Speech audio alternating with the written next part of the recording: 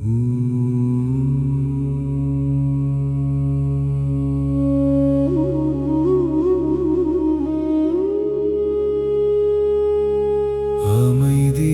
ஆழத்தில் நான் கரைகிறேன்.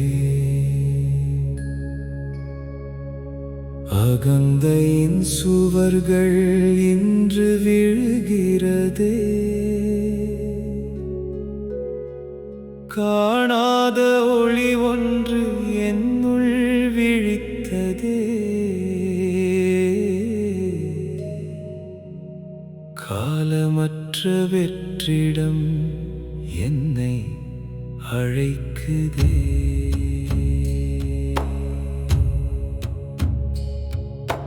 மௌனத்தின் மொழியை மனம் கேட்குதே.